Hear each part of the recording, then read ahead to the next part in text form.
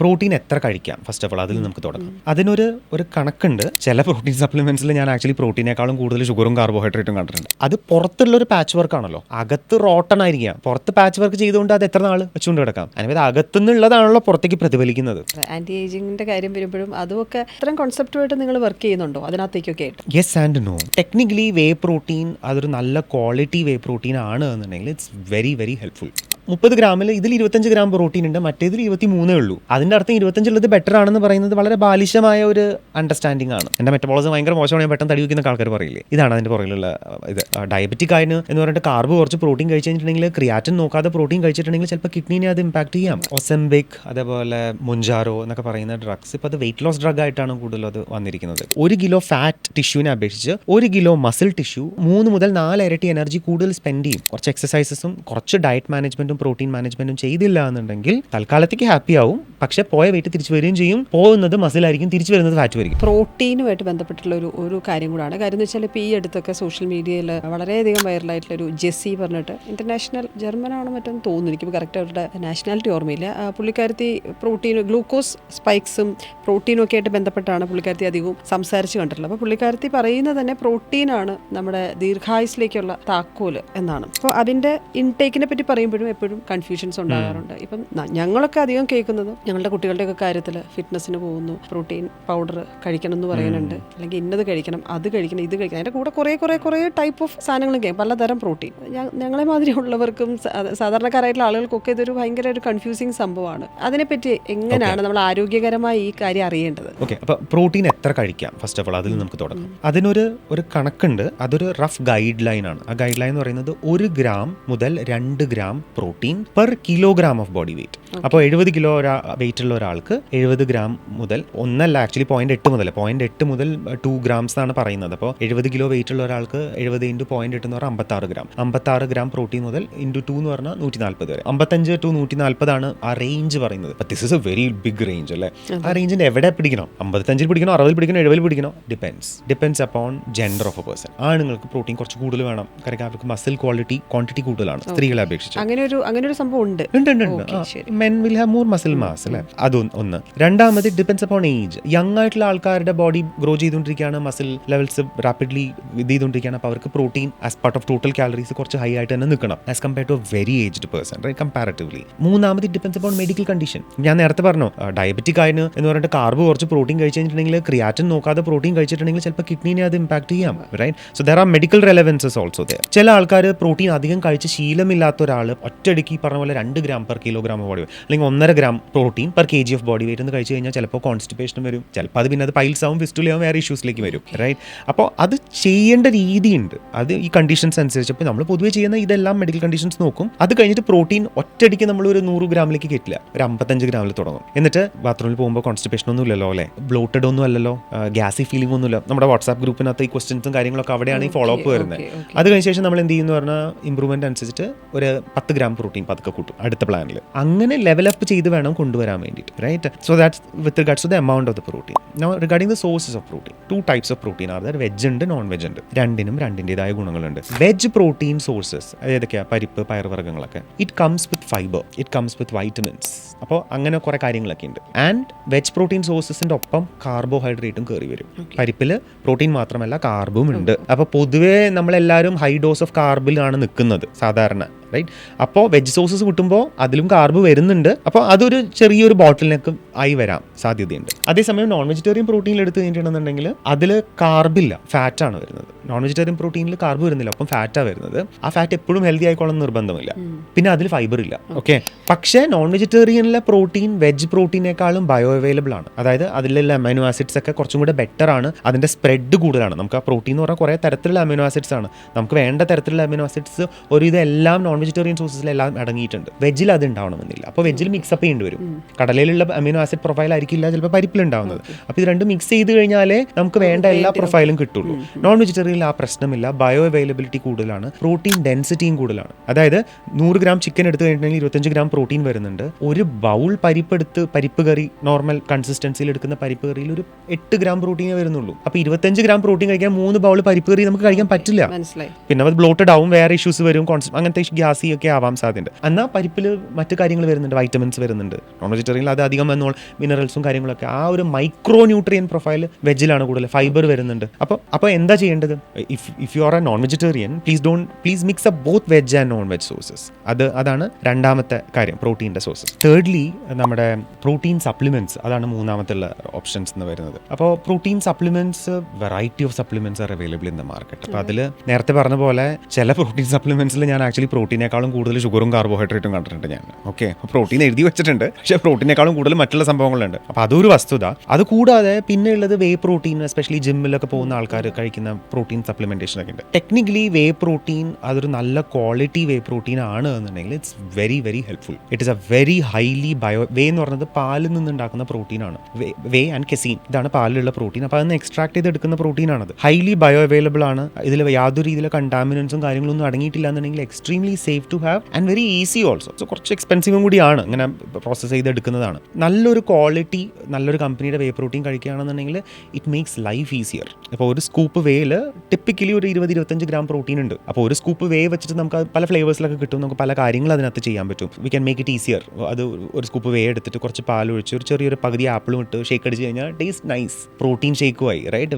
ഒരു 25 gram protein കയറി. അപ്പോൾ ഒരു 70 കിലോ വെയിറ്റുള്ള ഒരാൾക്ക് 70 ഗ്രാം പ്രോട്ടീൻ വേണമെന്നുണ്ടെങ്കിൽ അതിൽ 25 ഗ്രാം അത് തന്നെയായി. അപ്പോൾ it makes it easier, especially travelling. ഇപ്പോൾ നമ്മൾ ഗൾഫിലൊക്കെ ഉള്ള ക്ലയൻസിൻ്റെ അടുത്തൊക്കെ ആണെന്നുണ്ടെങ്കിൽ നമ്മളിങ്ങനെ പറയും എളുപ്പമാണ് അത് മാനേജ് ചെയ്യാൻ വേണ്ടി. പക്ഷേ again terms and conditions apply. Uric acid normal ആണോ, ക്രിയാറ്റിൻ നോർമൽ ആണോ, മറ്റ് ഇഷ്യൂസ് ഉണ്ടോ, ഇതൊക്കെ നോക്കിയിട്ട് വേണം നമുക്കത് ഇൻവോൾവ് കഴിക്കണോ വേണ്ടോ എന്നുള്ളത് തീരുമാനിക്കാൻ വേണ്ടിയിട്ട്. പക്ഷേ that is also an option. പക്ഷേ അതിലൊരു റിസ്ക് എന്ന് പറയുന്നത് വാങ്ങിക്കുന്നത് നല്ല കമ്പനിയുടെ പ്രോട്ടീൻ ആയിരിക്കണം. അതല്ല എന്നുണ്ടെങ്കിൽ ചിലപ്പോൾ അതിനകത്ത് ഹെവി മെറ്റൽസ് ഉണ്ടാവാം, ഫംഗൽ സംഭവങ്ങൾ ഉണ്ടാവും. അങ്ങനത്തെ ഒരു റിസ്ക് ഫാക്ടറും കൂടെ. അപ്പോൾ ഇതിന് പ്രിസ്ക്രിപ്ഷൻ ഉണ്ടാകുമോ പൊതുവെ? ഇല്ല, പ്രോട്ടീന് നമുക്ക് സപ്ലിമെന്റ്സിന് എന്ത് അല്ല ഞാൻ ചോദിക്കുന്നത് ഇപ്പം കണ്ടാമിനേറ്റഡ് ആണോ അല്ലേ എന്നുള്ളതൊരു സാധാരണ മനുഷ്യനെ അറിയില്ല. അതാണ് അത് വേറൊരു ബുദ്ധിമുട്ട് എന്ന് പറഞ്ഞാൽ പ്രോട്ടീൻ. ഇപ്പോൾ now there are people who have come up with ഇങ്ങനത്തെ പ്രോട്ടീൻ എടുത്തിട്ട് ടെസ്റ്റ് എടുത്തിട്ട് അപ്പോൾ നമുക്ക് അതിനൊക്കെ ആക്സസ് ഉണ്ട്.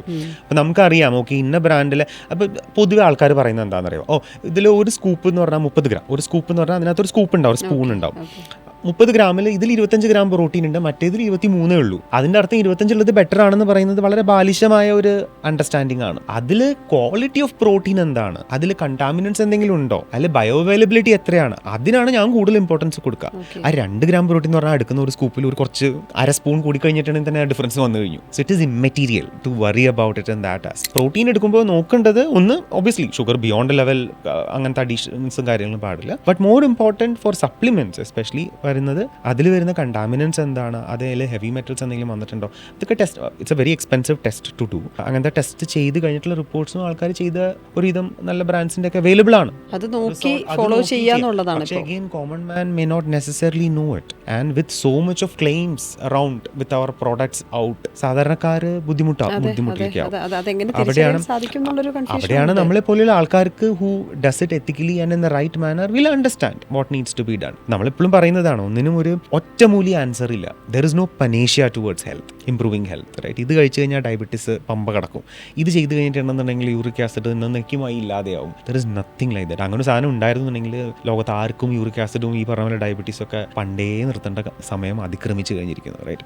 അപ്പോൾ പ്രോട്ടീൻ നോക്കുമ്പോൾ ഈ 3 കാര്യങ്ങളാണ് പ്രൈമറിലി നമ്മൾ ഇതിനെ അപ്രോച്ച് ചെയ്യേണ്ടത്. ഈ ഒരു രീതിയിൽ ചെയ്ത് കഴിഞ്ഞാൽ പ്രോട്ടീൻ്റെതായ ഇമ്പോർട്ടൻസ് ഉണ്ട്. മസിൽസ് പ്രിസർവ് ചെയ്യാൻ പ്രോട്ടീൻ വളരെ ഇമ്പോർട്ടൻ്റ് ആണ്. പ്രോട്ടീൻ ഉണ്ടെന്നുണ്ടെങ്കിൽ സ്കിന്നിൻ്റെ ഹെൽത്ത്, ഇൻറ്റഗ്രിറ്റി, ഈവൻ എല്ലെന്ന് പറയുന്നത് കൊളാജൻ ആണ്. Collagen is a protein, skin, hair. അപ്പോൾ protein is important and plays a very important role. പ്രോട്ടീൻ്റെ കാര്യം പറയുമ്പോൾ പക്ഷേ എപ്പോഴും തന്നെ ഞങ്ങളൊക്കെ കണക്ട് ചെയ്യുന്നപ്പോഴും പുരുഷന്മാരായിട്ടാണ് ഈ പ്രോട്ടീൻ പൗഡറും കാര്യങ്ങളൊക്കെ, ജിം അങ്ങനെയൊക്കെയാണ് ഞങ്ങളുടെയൊക്കെ കണക്ഷൻ പോകണം. പക്ഷേ കൊളാജൻ എന്ന് പറയുമ്പോൾ ഞങ്ങളുടെ അല്ല, കൊളാജൻ ഇപ്പോൾ എല്ലാവരും age reversal is a big fad now. ഈ കൊളാജൻ സപ്ലിമെന്റ്സ് എന്ന് പറഞ്ഞ് വരുന്ന സാധനങ്ങൾ ഈവൻ സോപ്പ് മുതൽ ഒരു ഇന്ന പ്രൊഡക്ട്സിൽ നമുക്കിപ്പോൾ കാണാം. ഇതിലെന്തെങ്കിലും വാസ്തവമുണ്ടോ? കൊളാജനെ പറ്റിയിട്ടുള്ള there are some studies which has done, some of it have showing non-conclusive evidence of how collagen helps. Okay, ഇത് എൻ്റെ ഒരു ടേക്ക് ആണ് കേട്ടോ. ഞാൻ ഇതുവരെ വായിച്ചതിൽ കൊളാജൻ കംപ്ലീറ്റ്ലി റിസോൾവ്സ് ഓൾ പ്രോബ്ലം എന്നുള്ളൊരു എക്സ്പീരിയൻസ് എനിക്കില്ല. മുട്ടുവേദന ഉള്ള ഒരാൾ വരികയാണെന്നുണ്ടെങ്കിൽ കൊളാജൻ സപ്ലിമെന്റ്സും കൊളാജൻ വിത്ത് ഗ്ലൂക്കോസമീൻ ഉള്ള സപ്ലിമെന്റ്സ് കൊടുത്തു കഴിഞ്ഞാൽ എൻ്റെ എക്സ്പീരിയൻസിൽ ഒരു 50% ആൾക്കാർക്കും ചെറിയൊരു ഇമ്പ്രൂവ്മെന്റ് വരാറുണ്ട്. ബാക്കി 50% ആൾക്കാർക്ക് ഒരു ഇമ്പ്രൂവ്മെന്റ് വരാറില്ല, റൈറ്റ്? അപ്പോൾ എൻ്റെ എക്സ്പീരിയൻസ് പറയുന്നത് ഇത് കൊളാജൻ കഴിച്ചുകൊണ്ട് വേറെ നല്ല ക്വാളിറ്റി കൊളാജൻ ആണെന്നുണ്ടെങ്കിൽ ഇത് കഴിച്ചുകൊണ്ട് വേറെ ബുദ്ധിമുട്ടൊന്നുമില്ല. ഇറ്റ്സ് എ സപ്ലിമെന്റ്, അത് കഴിച്ചു എന്ന് വെച്ചിട്ട് വേറെ ഒന്നുമില്ല. As long as it is good product with no contaminants.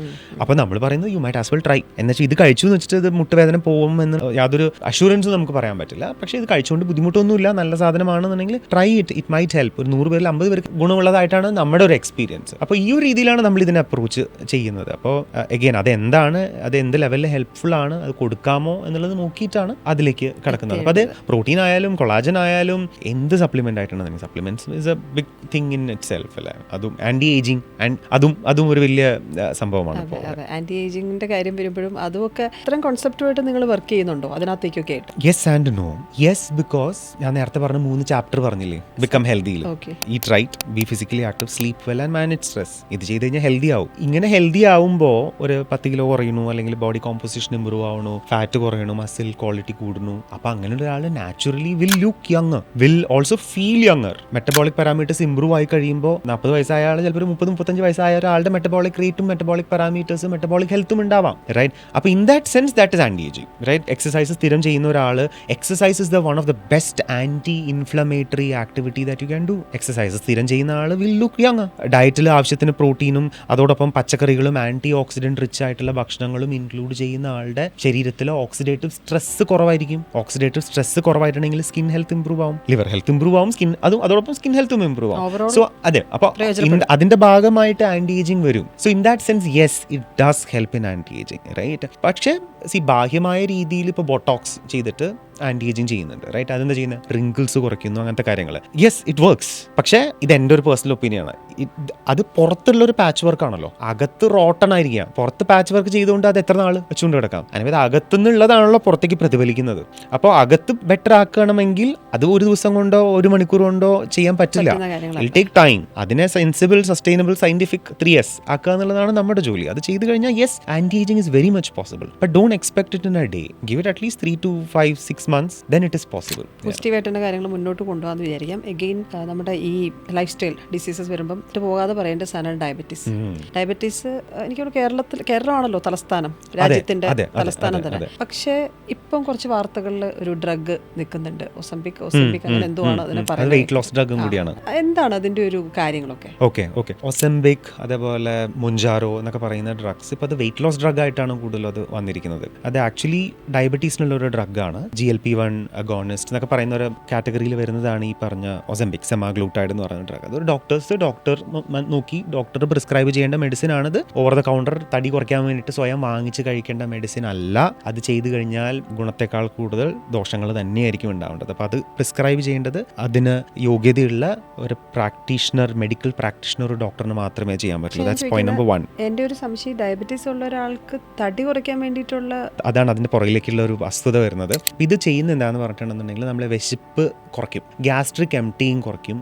അപ്പോൾ വിശക്കില്ല. അപ്പോൾ ഈ ഡ്രഗ് കഴിക്കുന്ന ആളുടെ കാലറി ഇൻടേക്ക് വളരെ ഗണ്യമായ രീതിയിൽ കുറയും. അപ്പോൾ നാച്ചുറലി തടി കുറയും. കാലറി, ഞാൻ നേരത്തെ പറഞ്ഞ എക്സാമ്പിൾ, ഒരു 1000 കാലറി കഴിക്കുന്നുള്ളൂ, 2000 കാലറി സ്പെൻഡ് ചെയ്യുന്നു, അപ്പോൾ തടി കുറയും. അപ്പോൾ വെയിറ്റ് ലോസിന് വേണ്ടിയിട്ട് ഈ ഡ്രഗ് കഴിക്കുന്ന ആൾക്കാരുടെ ഭക്ഷണം കഴിക്കുന്ന അളവ് കുറയുന്നു, അതോടൊപ്പം തന്നെ തടി കുറയലും ചെയ്യും. അപ്പോൾ എളുപ്പത്തിൽ തടി കുറയ്ക്കാൻ പറ്റും. ഡയറ്റിങ് ചെയ്യേണ്ട ആവശ്യമില്ല, നമുക്ക് കഴിക്കാൻ തോന്നില്ല. ആ ഒരു രീതിയിലാണ് ഈ ഡ്രഗ്സ് വർക്ക് ചെയ്യുന്നത്. സോ ഇത് റിസർച്ച് ചെയ്തിട്ടുള്ളതാണ്. ഇതിൻ്റെതായിട്ട് ഗുണങ്ങളുണ്ട്, കാര്യങ്ങളൊക്കെ ഉണ്ട്, ഇല്ല എന്നല്ല പറയുന്നത്. പക്ഷേ ഇതിന്റെ പുറകിലൊരു സംഭവം വരുന്ന 2 പ്രശ്നങ്ങളാണ്. ഒന്ന്, തടികൾ എല്ലാവരും ഒരു 5 കിലോ 7 കിലോ ഓവർ വെയിറ്റ് ആയ ഒരാൾക്ക് സെമാഗ്ലൂട്ടൈഡിന്റെയോ ഒസംപിക്കിന്റെയോ ഈ പറഞ്ഞ മുൻജാറോന്റെയോ ഒന്നും ആവശ്യമില്ല, റൈറ്റ്? അത് ലൈഫ് സ്റ്റൈൽ കൊണ്ട് അഡ്ജസ്റ്റ് ചെയ്യാൻ പറ്റാവുന്ന കാര്യങ്ങളാണ്. Unless a doctor feels otherwise.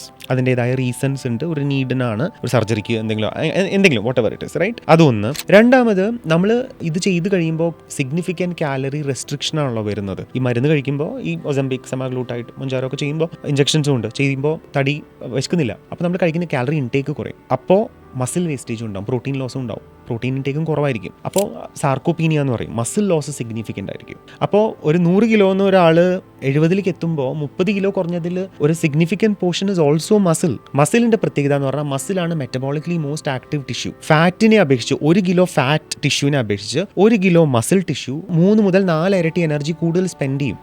അപ്പോൾ മസിൽ കുറഞ്ഞു കഴിഞ്ഞാൽ നമ്മുടെ മെറ്റബോളിക് എനർജി കുറയാണ് ചെയ്യുന്നത്. അപ്പോൾ സാർക്കോപീനിയ, അതായത് മസിൽ ലോസ് വന്നു കഴിഞ്ഞാൽ അങ്ങനെ ഒരാൾ തടി വയ്ക്കാനുള്ള സാധ്യത വീണ്ടും കൂടും. കാരണം അയാളുടെ മെറ്റബോളിക് സ്പെൻഡ് കുറഞ്ഞു, എൻ്റെ മെറ്റബോളിസം ഭയങ്കര മോശമാണ്, ഞാൻ പെട്ടെന്ന് തടി വയ്ക്കുന്ന ആൾക്കാർ പറയില്ലേ, ഇതാണ് അതിൻ്റെ പുറകിലുള്ള ഇത്. അപ്പോൾ ഇതിന് ഗുണങ്ങളുണ്ട്, പക്ഷെ അത് ചെയ്യേണ്ട രീതിയിൽ ചെയ്യണം. പിന്നെ ഒരു ഡയബറ്റിക് അല്ലാത്ത ഒരാൾ ചിലപ്പോൾ ടാബ്ലറ്റ് എടുത്ത് കഴിച്ച് കഴിഞ്ഞാൽ ഷുഗർ ലെവൽസ് ഡ്രോപ്പായി ഹൈപ്പോഗ്ലൈസമിക് ആയി പിന്നെ അതിൻ്റെ ഇഷ്യൂസ് വരാം ചിലപ്പോൾ. അപ്പോൾ അതുണ്ട്. അപ്പോൾ ഇതൊരു ഡോക്ടർ പ്രിസ്ക്രൈബ് ചെയ്യാതെ കഴിക്കേണ്ട മെഡിസിൻ അല്ല. Not even lifestyle expert or a dietician or a nutritionist can prescribe this medicine. It has to be prescribe by a doctor. Secondly, ഇത് ചെയ്യുമ്പോൾ ഇതിൻ്റെ ഒപ്പം കുറച്ച് എക്സസൈസസും കുറച്ച് ഡയറ്റ് മാനേജ്മെൻറ്റും പ്രോട്ടീൻ മാനേജ്മെൻറ്റും ചെയ്തില്ല എന്നുണ്ടെങ്കിൽ തൽക്കാലത്തേക്ക് ഹാപ്പി ആവും, പക്ഷെ പോയ വെയിറ്റ് തിരിച്ചു വരികയും ചെയ്യും. പോകുന്നത് മസിലായിരിക്കും, തിരിച്ചു വരുന്നത് ഫാറ്റ് ആയിരിക്കും. 170 പോകുമ്പോൾ പോയത് ഫാറ്റും മസിലും, ഈ 70 തിരിച്ച് 100ലേക്ക് എത്തുമ്പോൾ വരുന്നത് ഫാറ്റ് ആയിരിക്കും. അത് വരെ വളരെ ദോഷം ചെയ്യാനുള്ള സാഹചര്യങ്ങളാണ് ഉണ്ട്. പ്രോപ്പറായിട്ട് ചെയ്തിരിക്കും എന്ന് വെച്ചാൽ ഇതിന് ഗുണങ്ങളുണ്ട്, ഗുണങ്ങളില്ല എന്നല്ല പറയുന്നത്, but needs to be managed and done accordingly, which is something that we are also planning to do along with our doctors. ഇപ്പോൾ ഒരു 150 കിലോ വെയിറ്റ് ഉള്ള ഒരാൾക്ക് definitely such a drug will help, right? അതിന്റെ benefits ഉണ്ട്. പക്ഷെ അതിന്റെ ഒപ്പം life സ്റ്റൈലും കൂടി കൊണ്ടുവന്നു കഴിഞ്ഞാൽ ആ ബെനിഫിറ്റ്സ് കുറച്ചും കൂടെ വെൽ റൗണ്ടഡ് ആയി എടുക്കാൻ പറ്റും, right? Which is exactly what we are trying to do. I am absolutely against anabolic steroids for muscle gain. എളുപ്പപ്പണിയാണല്ലോ. ചില സപ്ലിമെന്റ്സ് ഒക്കെ അബ്സല്യൂട്ട് വേസ്റ്റ് ഓഫ് മണിയാണ്, just marketing and unnecessary and it's not good. Creatine 15 gram ഒന്നും വെച്ച് load ചെയ്യരുത്. അതുണ്ടായിരുന്നു പണ്ടത്തെ ഒരു method, അങ്ങനെയായിരുന്നു. 15 ഗ്രാം ആദ്യം കുറച്ച് ദിവസം കഴിക്കും, പിന്നെ 3 മുതൽ 5 ഗ്രാം ആയിട്ട് കുറയ്ക്കും. ഇതൊക്കെ കിഡ്നിക്ക് ഭയങ്കരമായിട്ടൊരു സ്ട്രെയിൻ വരുന്ന സംഭവങ്ങളാണ്. So don't do that. പക്ഷേ ഗെയിൻ നമുക്ക് കൺഫ്യൂഷനാണ്. ശരിയാണോ കേൾക്കുന്നത്? ഈ എണ്ണ എടുക്കാവോ, അതിന് ബട്ടർ മതിയോ, അതല്ല ഇനി ഒലിവിൽ തന്നെ പോകണോ, എന്ത് ഓയിൽ യൂസ് ചെയ്യണം? ഇപ്പോൾ if Stanford community says saturated is bad and if Harvard says saturated is good, നമ്മൾ ചെയ്യേണ്ടത് രണ്ടിൻ്റെ നടുക്ക് നിൽക്കുക എന്നുള്ളതാണ്. സയൻസ് എന്ന് പറഞ്ഞതിന് ഒരു പ്രശ്നമുണ്ട്. അവൻ ഇന്ന് പറഞ്ഞതല്ല നാളെ പറയാം, അതങ്ങനെയാണ് science. Because science has to evolve, right? അപ്പോൾ അങ്ങനെയുള്ള സ്ഥിതിക്ക് നമുക്ക് സെൻസിബിളി ചെയ്യാൻ പറ്റാവുന്നത് ഒന്നും എക്സ്ട്രീംസ് എടുക്കാതിരിക്കുക എന്നുള്ളതാണ്.